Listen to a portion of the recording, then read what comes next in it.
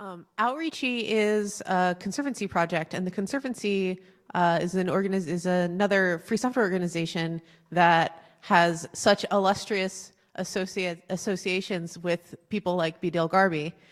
B. Dale will be giving our first keynote. This is not the only thing he has done that is particularly noteworthy. He has been on a number of boards and led a number of projects. He has advocated for the GPL and copyleft at some of the highest levels of the technology industry.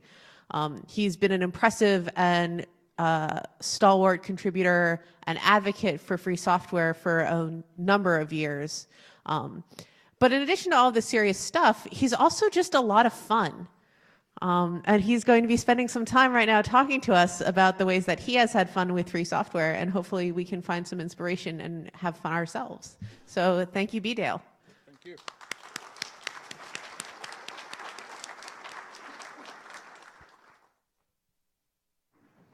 Did I find the right button? Yeah, great.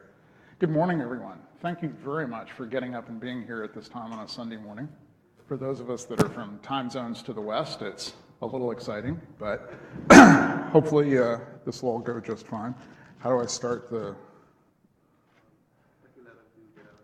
F11 to get out? Yeah, sorry, it's your notebook, not mine. I don't know where things are. If you'll get me started. Yeah, there we go. Awesome. Thank you so very much. So first of all, I'd like to thank John for inviting me to be here. I realize that this is actually the first time I've attended LibrePlanet, and I can't believe how successfully the staff organized the weather for this weekend. It's just amazing. I actually did attend an FSF-sponsored meeting a whole lot of years ago, but it was certainly before the name of the event was LibrePlanet. And I don't remember a whole lot of details, except that I think the big topic that year was how exciting the herd was and how it was going to change the world. So it's been a while. What I would like to try and do today is, hopefully give you, I guess after yesterday morning's keynote, I almost feel the need to apologize a little bit because I'm going to tell you another white guy story, but the white guy's not dead yet because he's me. And I realize that some of the things that I do for fun, I get to do largely because I am a white guy with a certain amount of privilege and a history of being able to do some interesting things. But I'm just not going to apologize for that because it is who I am, it is what I do, and I hope that some of the things that I've learned along the way that I'd like to communicate are things that will actually end up being useful to some of you, either in staying motivated yourself to be involved and do cool things in the free software world, or maybe to help bring other people in. So before I dive in, let me give you just a little bit of context. Molly alluded to the fact that I've been making free software contributions for a few years. I realized a little while ago that my first contribution was actually in 1979 to something that we would today think of as a free and open source software community. That's like 40 years. I don't know about you, but that's a sufficiently large percentage of my life that it's a little startling. That first contribution was a little bit of assembly language for a then obscure and now almost completely forgotten microprocessor system. And I sent it off in a letter to the editor of a club newsletter in Hamilton, Ontario.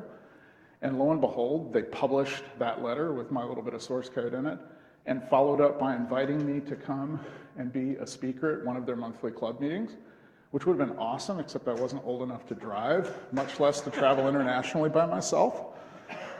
But some interesting consequences came from that. I learned at a really early age that if you did something halfway cool and you were willing to openly and freely share that with other people, these immense benefits would accrue.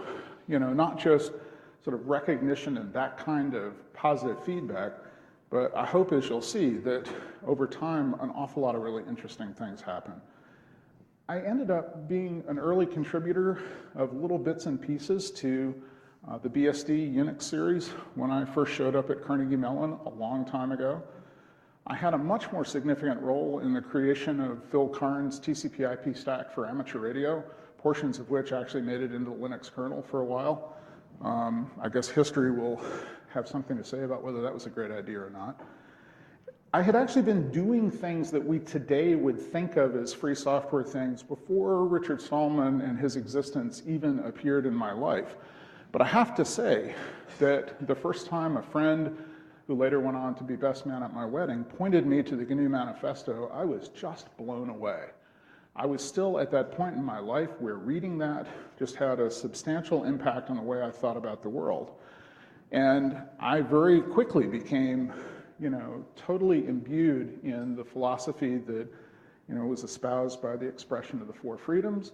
And when the GPL appeared, I was really excited about that little hack of turning copyright on its side.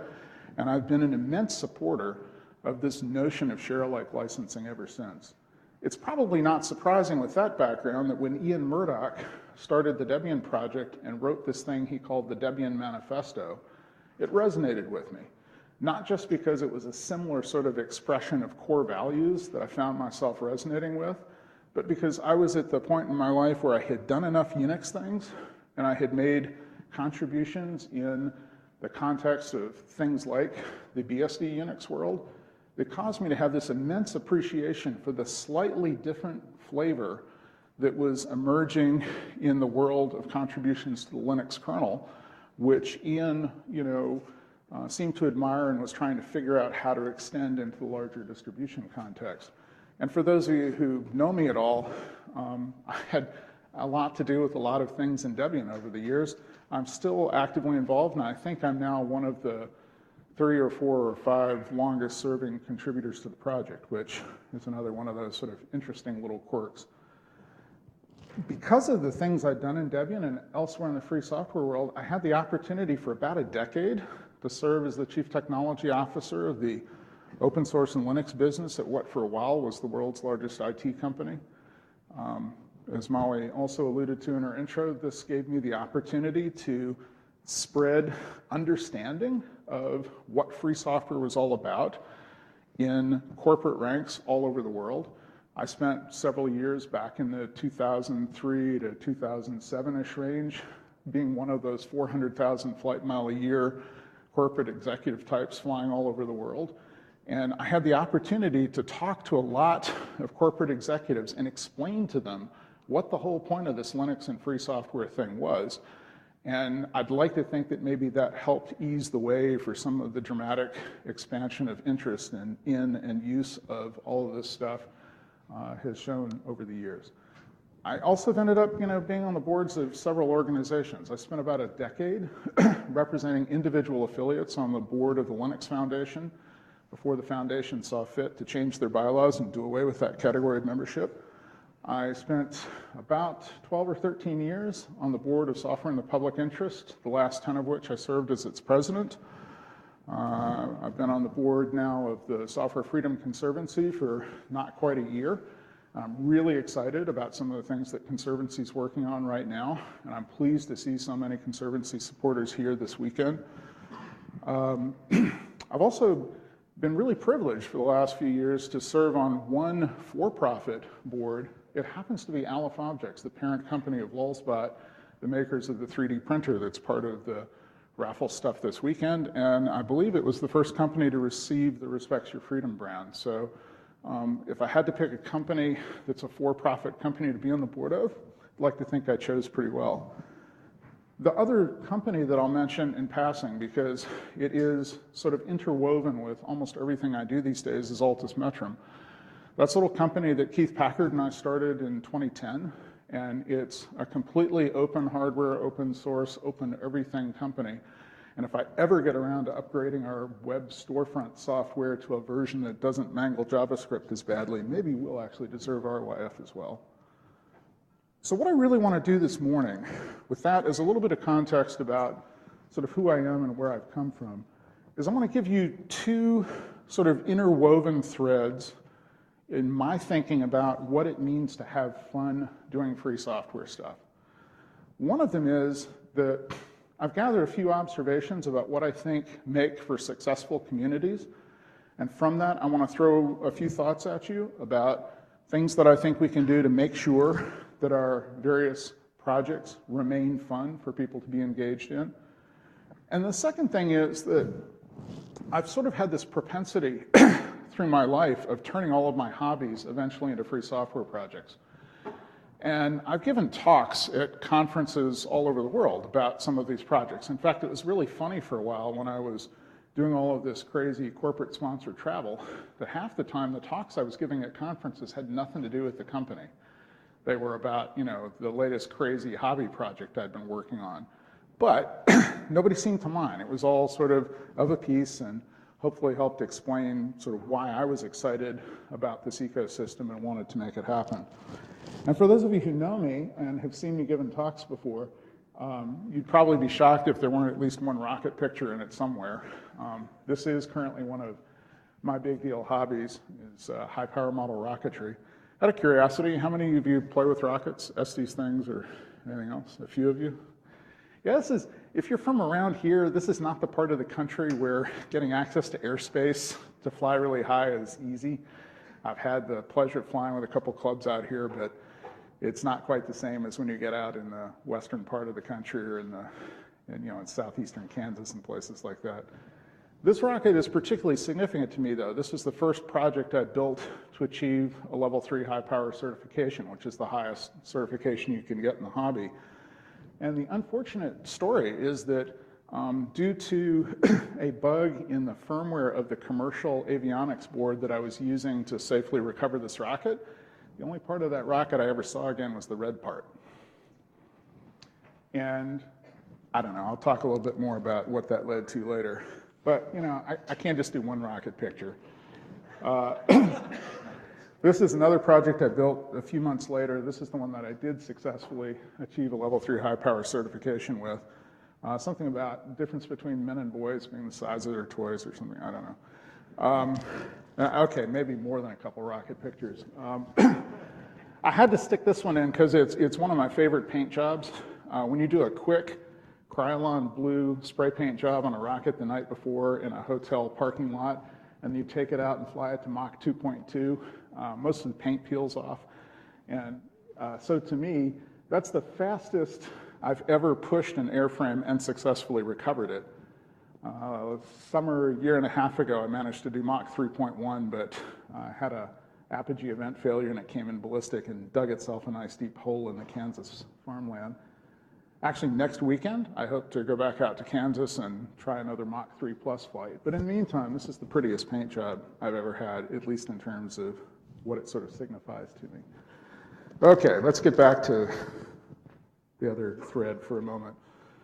One of the things that I came to realize over time is that one of the things that's so magical, different, and important about the way free software and open source things are developed is that they're all done in a collaborative context by this thing we tend to refer to as the community.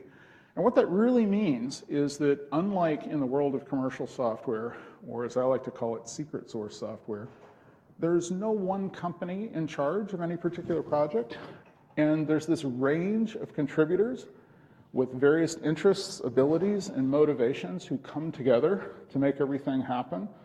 And this sort of leads to the production of this software commons that all of us benefit from and that we share in the maintenance of.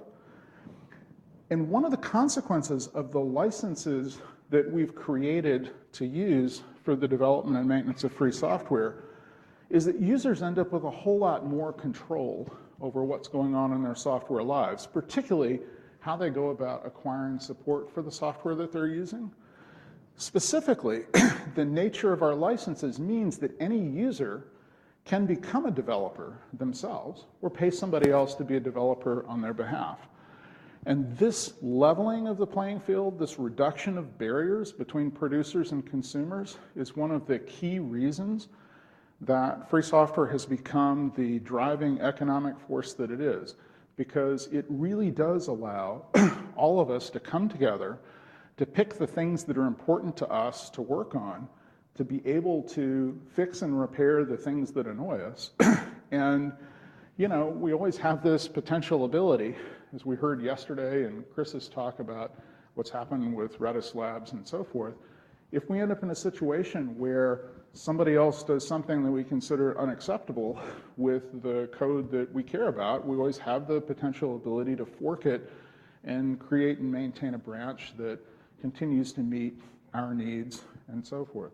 And one of the things that I think is really important about this lowering of the barriers between production and consumption of software, and one of the things that I think has made participating in this ecosystem so much fun and so immensely rewarding to me personally, is this thing I call the long tail of contribution. The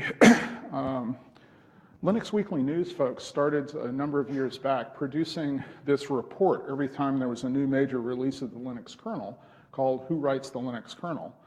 And when I was in a corporate role, you know, we'd get this and we'd take a look and we'd jump immediately to the table showing like employees of which companies were at the top of the list of people who were contributing to the development of the Linux kernel. And if our company didn't show up in the list where we'd hoped it might, we were disappointed. We would look and see the list of the names of the people who were the biggest contributors, and we would usually not be surprised by who those were. And if somebody we knew had gone up or down a click in the list, we'd think that was kind of exciting. But there was one chart that really impressed me, and it's the one that showed the number of commits in the last release cycle versus, you know, sort of the number of different people. And what you would see is on the left edge of that chart, there were a small number of people who were doing an immense amount of work on the kernel and had many commits accepted in a given release cycle. And this made sense because by that point in history, lots of people were being paid to work full-time on the Linux kernel. And so you would hope they were doing a lot of work that was showing up as visible commits in the public repositories and so forth. But that's not the part of the graph that really impressed me. The part of the graph that really impressed me and what I ended up talking in corporate context about so much was that really long sort of exponential decay tail out to the right.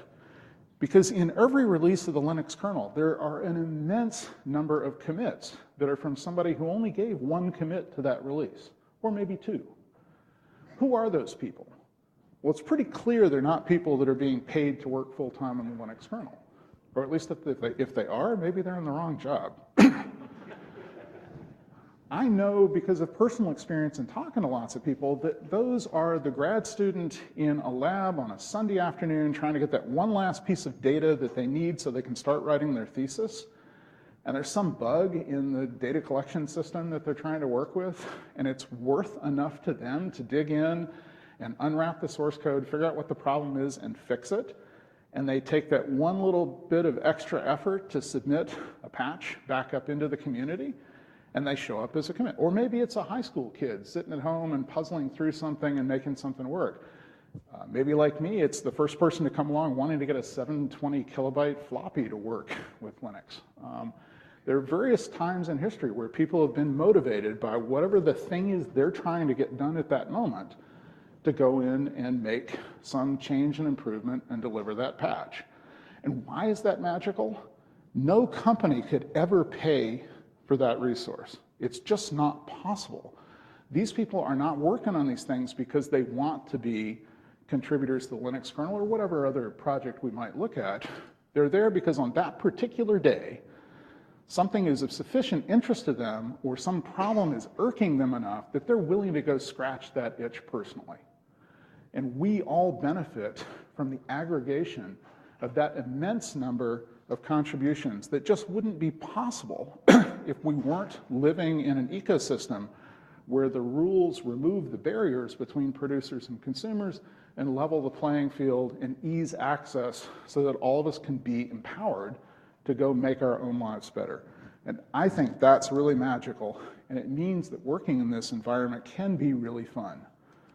So what's the big bargain? I used to talk to people that I was interacting with in the corporate world about this idea of this sort of grand bargain, that a big part of what makes all of this work is the sense of cooperation.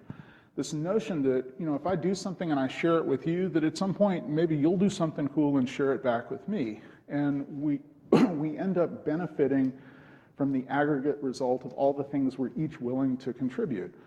And while it's possible to build this model of cooperation in a bunch of different ways, I really think that some of some of the, the attributes of the implementation of the share-alike part of the GPL is almost magical in this context. And the reason is that it leads to a set of behaviors that intrinsically promote healthy, sustainable software development communities. One of them is that in the context of the GPL, there's really no economic motivation for anybody to want to maintain their own little forks of stuff. If you are a company and you start with a piece of GPL code and you make mods to it and other people do work and they release it, you can find yourself constantly having to sort of rebase your work on top of what the community's doing. It's actually a heck of a lot cheaper to one time make the extra effort to push your changes back into the collectively maintained community code base, and then everybody benefits from them, and you benefit from the collective maintenance that the rest of the community gives you to keep your stuff working even as interfaces change and all of that. And so the interesting thing that I learned is that when companies agree to participate in GPL ecosystems, they one time make this decision that this project is important enough to us that we're going to go participate in it. And then ever after, they're not constantly having to re-ask questions about, is it okay to contribute this particular thing? They've already decided that this is a development model and an ecosystem they're going to be part of. And that means that all of us can do more collaborative work without being quite as stressed. You know, many other people have already talked this weekend about this notion of, once something's free, it's important to figure out how to keep it free. The terms of the GPL help to do that a lot by preventing a situation where people go and create proprietary derivatives of things without sharing their work back.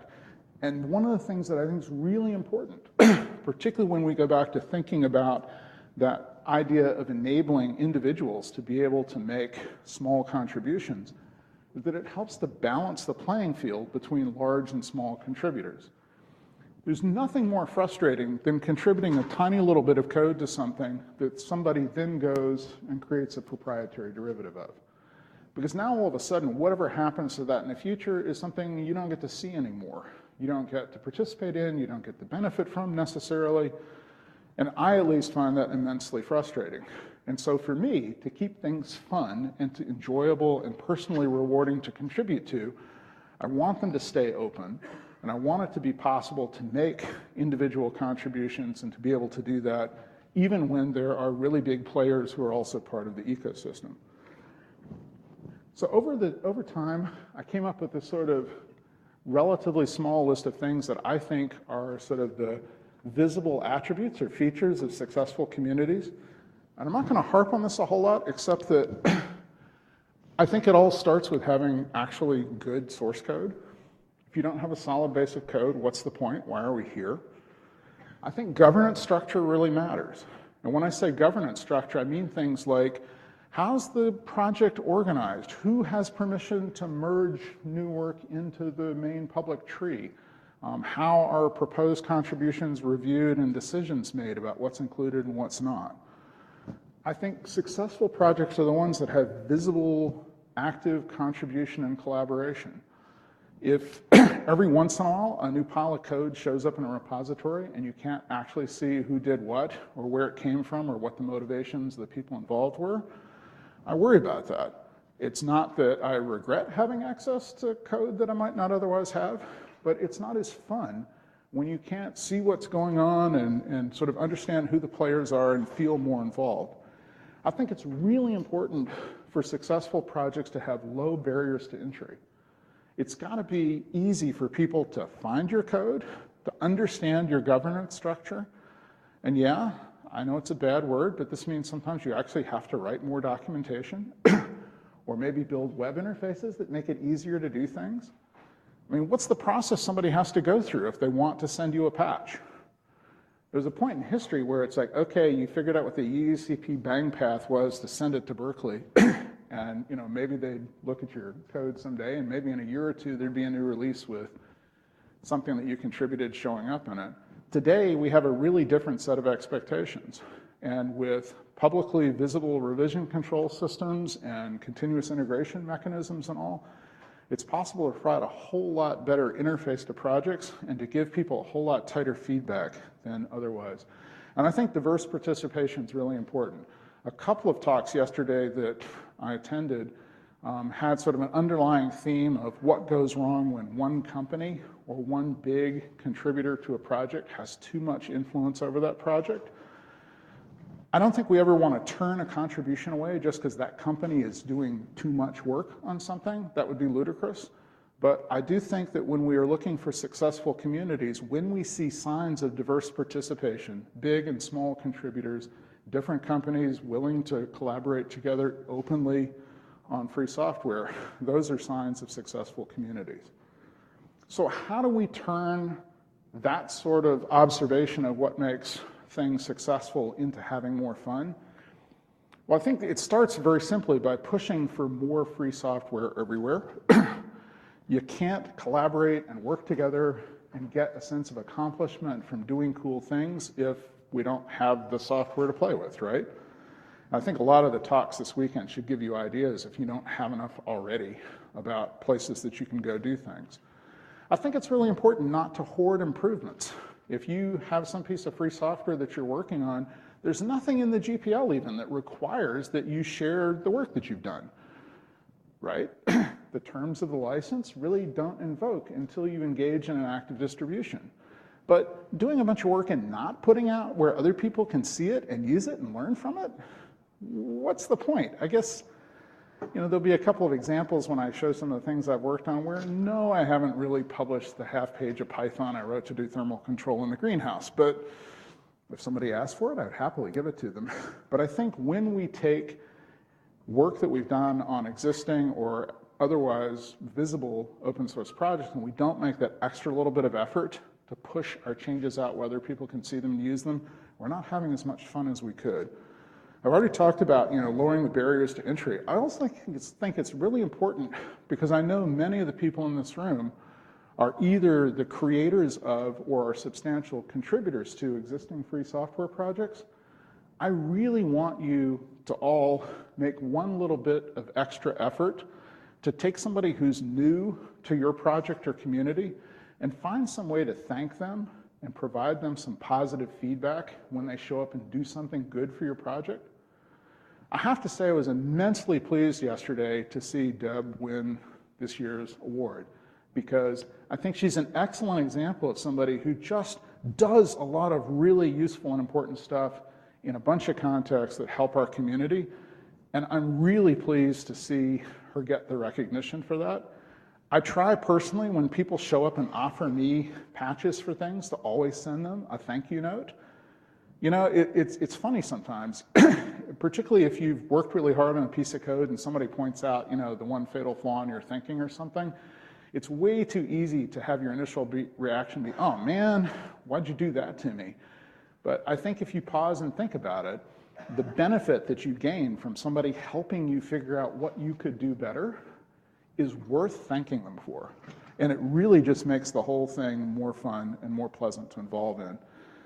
And I'll sort of wrap up this part of the talk by saying that I think it's really important to find things that are interesting to you, work on them, and then share what you've done. Document it, communicate it, share your enthusiasm with other people.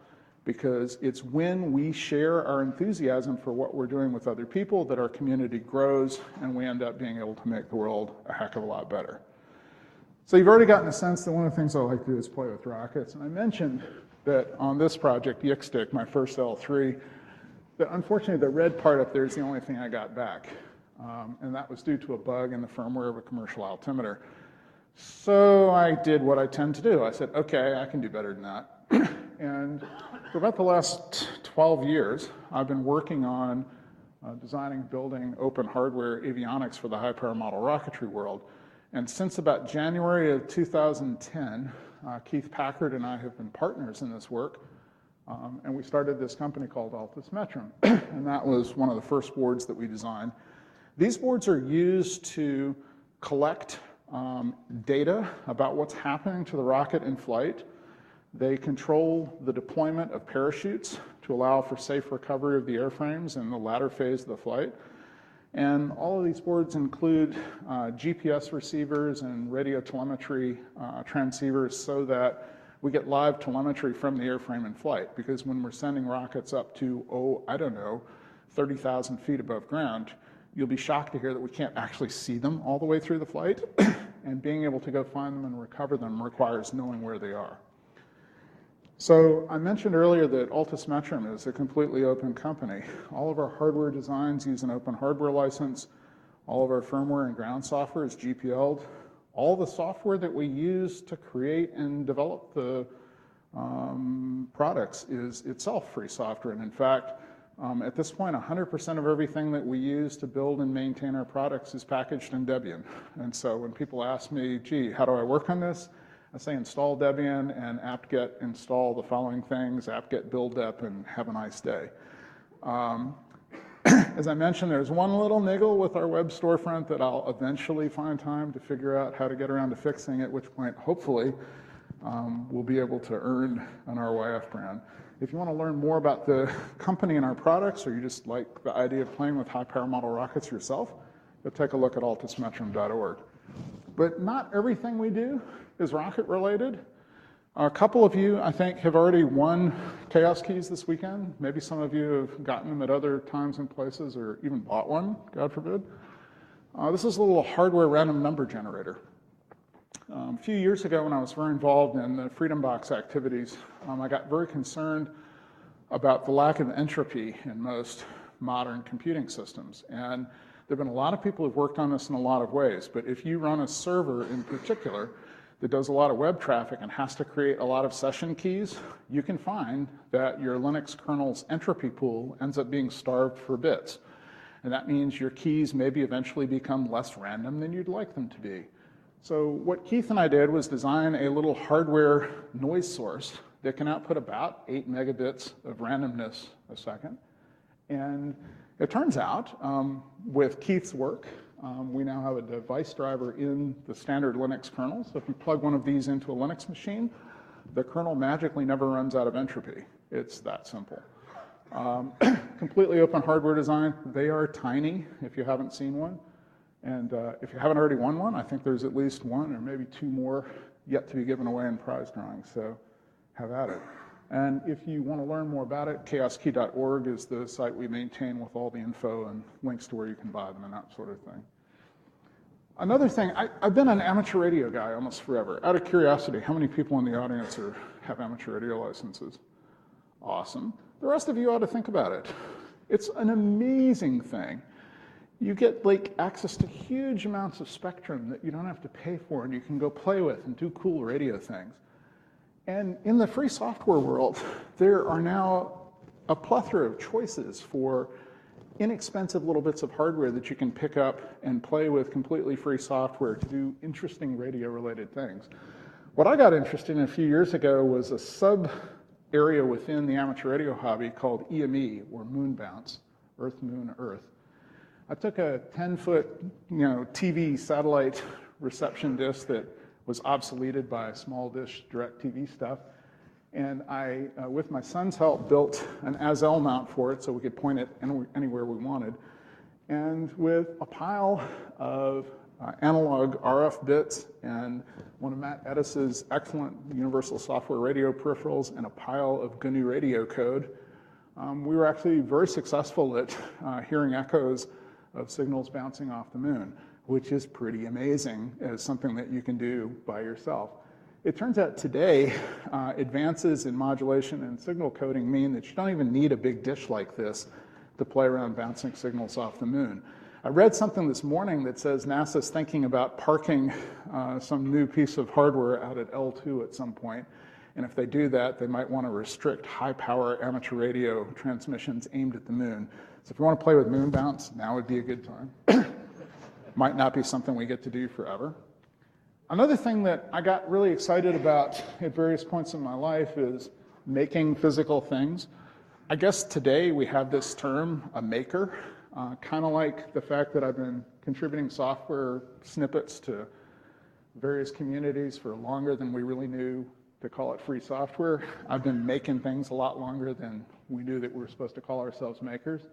When I talk about making things, one of the projects I did a number of years ago that I gave a big talk about at Linux Conference Australia in Brisbane maybe, was doing a CNC conversion, a computer-controlled conversion of a 3-axis milling machine. There's a block of wood up there that I'm about to cut a sign in. And because I'm both a hardware guy and a software guy, I didn't just use Linux CNC to do all of the machine control and free software. I actually designed most of the hardware. Those boards down front are open design PWM amplifiers for driving high power servos. There's a little board sort of halfway back on the right that's got an evaluation module for an FPGA that was being used to close the loops and actually make the machine control interface work. Unfortunately, this machine is one of the things that I lost in a fire in 2013. But after that, I went and got a Probotic CNC router, which is a completely open design using the Linux CNC free software. And my son Robert got real excited after we got that and decided that it'd be a whole lot more fun to make a guitar than to buy one. And in fact, it came out really well. It's a really awesome sounding clone of a Fender Telecaster. So all of that was done using an interesting mix of open free software mechanical design tools and Linux CNC 100% free software running the machine itself. Again, after we lost a bunch of stuff in 2013 in the fire, I went to try and figure out how to replace the 3D printer that we'd had, and that caused me to discover this tiny little startup in Colorado called Lulzbot. I reached out to them and said, hey, you know, I'd love to buy one of your machines, but you don't seem to have any in stock right now. And they said, yeah, success disaster. We've sold all of them. We don't know when we'll have more. I said, darn, my house just burned down. I'm trying to find something to play with and stay amused with in the meantime. And they said, oh, could we send you one of our lab protos? And, you know, I said, well, I wasn't really asking for a handout, but that'd be lovely. And long story short, I ended up on the board of directors of the company, and I've been immensely proud. I now have a basement full of Lulzbot toys. And the nice thing about being the board, they come out with something new. I get to take one home.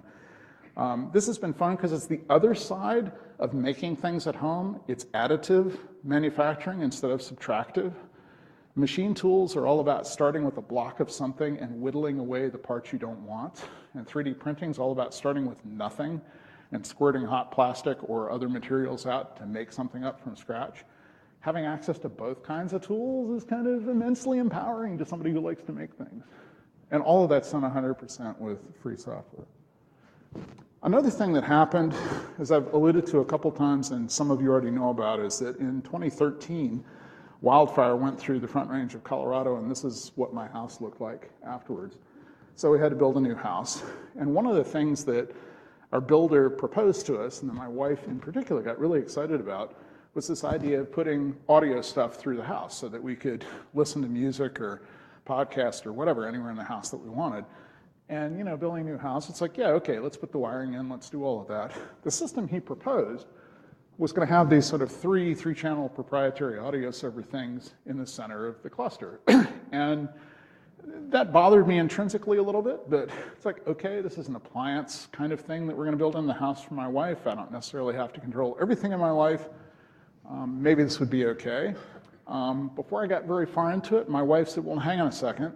If this is proprietary, what happens when the company goes away, or what happens when they want us to move to some new version of phones and we don't want to get new phones or whatever? How's that going to work? I guess you can tell she's been married to me for more than 30 years. And so I went to do a little due diligence on the system. And to be clear, I never bought this system. So I was never personally subjected to a GPL violation by these folks. But when I went to their website and I read the online documentation about how to configure the system, the language they used to explain how to set the system up was precisely the same language that's used for configuring networking in the Linux kernel. I'm like, oh, okay, this is running Linux. Let's go find where I can get the code. Ha, ha, ha. Nowhere, nothing, no response to emails sent to the company, nothing. So what happened? It was another one of those BDL moments. I ended up saying, okay, to my builder, you can run the speaker wires and put the speakers in and I'll do the rest. And I ended up designing a little USB to 30 watt per channel Class D stereo audio amp board and putting 9 of them together with a USB hub on a little embedded Linux server running Moppity and little bit of custom software to manage the zone interfaces, and lo and behold, I gave a talk about this at a mini conf in front of Linux Conference Australia in, I forget which year it is, but if you look it up, I'm sure you'll find it. So all the details about this are open and available. Keith kind of poo-pooed the idea of this being cool enough to actually become an Altus Metrum product. I'm not really sure why, but I've never really had the energy to make more of these. If any of you would like to, talk to me. Nowadays, I think most people who want to do distributed audio do it by distributing over Wi-Fi and having little individual boxes in different rooms that are hooked to speakers, which is fine. But the approach I took is sort of interesting. And in fact, we do have like this really nice new house that we built on the property that has, for several years now, had a working whole house audio system in it. The other thing that we lost in the fire that was really annoying to my wife was her greenhouse. Among other things, she really likes growing stuff, and I mean both flowers and vegetables, and it's been a big part of our lives for a long time. So, of course, when I agreed to build her a new greenhouse, I started thinking about the environmental controls for it, and I ended up deciding to build a little bit of hardware.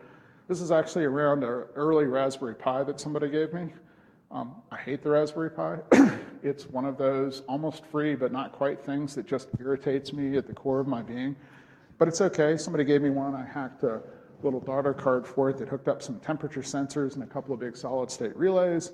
And so there's this cooling fan that the system can turn on and off to ventilate the greenhouse, and there's a 3 kilowatt electric heater sitting sort of high in the center of it that, since I live at high altitude in Colorado, is a pretty important part of keeping plants from dying in the middle of winter. And it's the reason I've since had to build like a backup generator set for the house, because when your wife gets used to the idea that she can grow vegetables all year and a blizzard comes in and knocks power out for 2 days, oh, it's just not good. And at the far end, there's an electrically operated louver that's the other part of the ventilation system. These photos are from when I was building the greenhouse. If I had thought to grab a contemporary photo, you'd seen it's full of plants. And this year's edition are actually some passively self-watering planters from a company in Boulder, Colorado called FarmTech. I'm pimping their stuff because I think it's really cool. And again, it's a really simple design, but we're hoping that ends up being a lot of fun too. And more rockets. This is my little project last year. And by little, I mean, not so little. That's my friend Terry and 1HME for scale.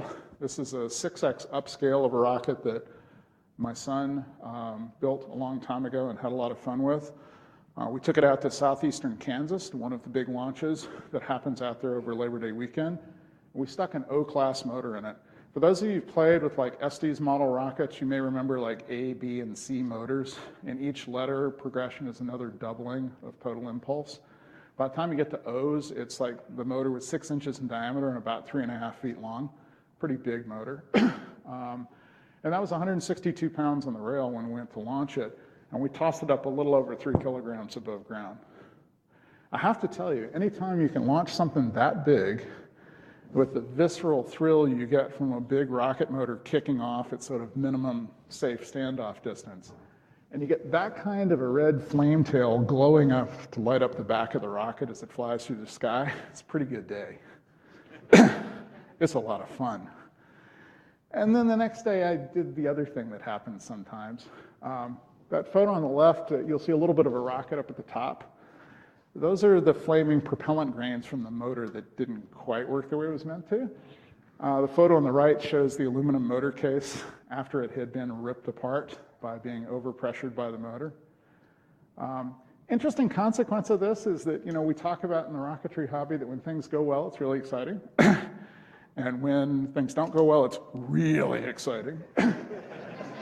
I got credit that weekend for launching the heaviest project of the weekend and for having the most visually spectacular disaster. So honestly, they're both pretty good outcomes. And then the thing that has been sort of the newest thing in my life, now that I've sort of a couple of years ago returned to early retirement 2.0, so much better than the original, is my wife and I have been having fun playing with fast cars on local tracks with the local Porsche Club. That's my current toy in the front, a 1984 928 Euro with a 5-speed and her Miata sitting behind it. But of course, driving other people's cars or cars designed by other people is one thing, but somehow we've ended up deciding that we wanted to build a car. And it's actually been a hell of a great empty nester project. I highly recommend it. This is going to be a Lotus 7 derivative, for those of you who know what that means. It has a Mazda Miata 1.8 liter drivetrain from a 1995 Miata that we used as a donor car. I picked this particular photo, even though it's not one of our most recent ones, because I'm immensely proud of that bespoke red oak dash that we built for it. I did most of the mechanical work on it, and then my wife did this amazing stain and urethane job on it that's just stunning. But you might ask, okay, all right, Vito, we understand you have fun hobbies. Driving fast cars is cool. How could this possibly have anything to do with free software, right? Well, okay, there might have been a little FreeCAD used here and there, but that's not really the exciting part. Maybe someday I'll do an Altus Metrum project or something to do telemetry and sort of keep track of how fast I'm going around a track. That hadn't happened yet. This is what's happening right now. When I was down in New Zealand for LinuxConf Australia in January this year, I ran into Josh Stewart again for the first time in several years. Josh is the force behind the Speeduino project, which is an engine control system, the brain box for your car's engine. That's an open source replacement brain box for use in various cars. And it just happens that one of his recent things is he built a sort of plug and play version of this for use with Mazda Miatas of the vintage that our donor car happens to be. And when I told him about this car project we were working on, he says, oh, you should try one of my boxes. And me, it's like, oh wow, I can turn the car into another opportunity to hack on free software. This is too cool. So that's the thing that I'm currently working on. So look, I don't know if any of this has been useful or fun or inspirational or anything like that, but I hope if nothing else that what I've done is maybe convey to you my really deeply held sense that everything is more fun when we're doing it with other people and when we're sharing the things that we've learned and enabling other people to have as much fun as we are. My good friend Phil Karn made it clear to me a number of years ago that one of the best ways to understand if you've actually learned something is if you can successfully teach it to somebody else. And I found this to be immensely true. I think I understand something. I try to explain it to somebody else, and I realize I have to frame it in a different way to make it make sense to them. In the process, my own understanding becomes clearer. And I think this is really true in the free software world. And every time we do something cool, and we put that out in the world, and we let other people have access to it, we are sharing what we've learned with others. And in exchange, we're getting the opportunity to learn from all the other people that are sharing with us. I also, as I mentioned earlier, I think it's really important for us to figure out how to be kind to others. In my experience in my life, collaboration has always led me to better results than competition. There's room for both in the world, but I will admit, even when we get on the racetrack, my wife's the one with the wickedly competitive gene. It matters to her whether she gets past me in a run group or not. And interestingly enough, even with her little Miata, she's good enough that she can pass me sometimes, even with my big burly Porsche. But I'm a whole lot more interested in the sort of the learning and the personal feedback, the personal sense of accomplishment I get from the process. This leads me to tell people all the time, you really should just find something that you're enthusiastic about and go work on it in the free software world. You don't need to ask permission. That's one of the biggest consequences of this collaborative ecosystem that we've built for ourselves.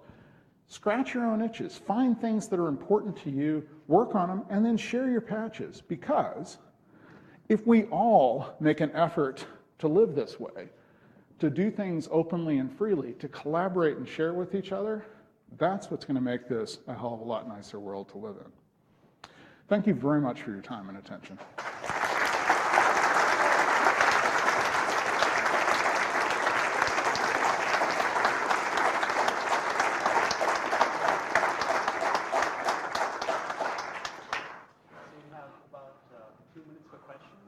You guys would like to ask a question, please line up down here, or I can come bring you one of our mics. Yes. So one of the ideas in the free software movement is that free software is not just fun and useful and good, but that non-free software is an injustice. And what we really want is to get it out of our lives. And you just showed me something that makes me wonder if that box you just presented is a way to get rid of the non-free software in cars, which is typically malware, so that a friend of mine disconnected the cellular modem of his Nissan Leaf because he doesn't want it tracking him. You know, this is a gigantic evil. Yes. And I wonder, does I this think it's give us any I think it's a start? step in the right direction. The kind of engines that this system is really good at managing are the ones that are from sort of circa mid-90s and earlier, where, frankly, things were less complicated. One of the challenges we have today is that the engine management part is actually such a small part of the computing ecosystem that's inside a car. I mean, at the complete other end of the spectrum, look at something like a Tesla that's got computers doing everything, and you know, where the entertainment system has microphones and all those things that we think are horrible in, you know, these devices too. And I think the problem just keeps getting bigger. I have to admit, for the same reason that I personally haven't bought a new car in a long time, I like buying used cars for a number of economic reasons, I realized at some point that the fact that I still drive a car where I have cranks to turn the windows up and down, it means there's just less electronics in there, less stuff that potentially might be doing something bad. So I wonder if some of those things could be fixed by leaving them out. Like, you don't need an entertainment system connected to anything else in your car. I think that You're the expert, but think about it. yeah, I do think about it a lot, and the short version is, yeah, I think we can make steps in that direction. The longer answer has a lot to do with the economics of volume production and how we get consumers to demand something different than what Detroit and Japan and so forth currently think we all want. Well, I think that just creating the option to have Yep. GNU/Linux system running in your car and respecting your freedom, that would be a great first target. I absolutely agree. Thanks, Richard.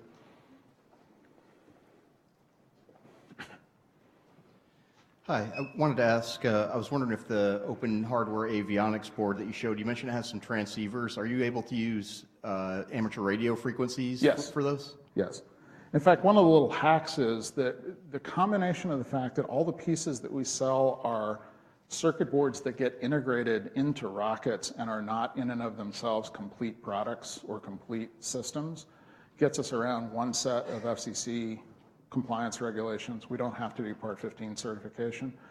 The other interesting thing is by just deciding that we're going to build all our products for use in compliance with FCC Part 97, which is the amateur radio rules, or equivalent authorization, either a Part 5 experimental license in the US, which a number of university teams have gotten, or other rules in other countries, that we get to sidestep a whole lot of stuff. And one of the consequences of that is we can use a modulation encoding scheme and a forward error correction system that's far more robust than a lot of the unlicensed systems are able to use. That allows us to get really robust error-free transmission over greater distances than some of the other solutions that are using the little pre-built unlicensed wireless widgets. And so yeah, it's interesting how these threads, the amateur radio interest is woven through that.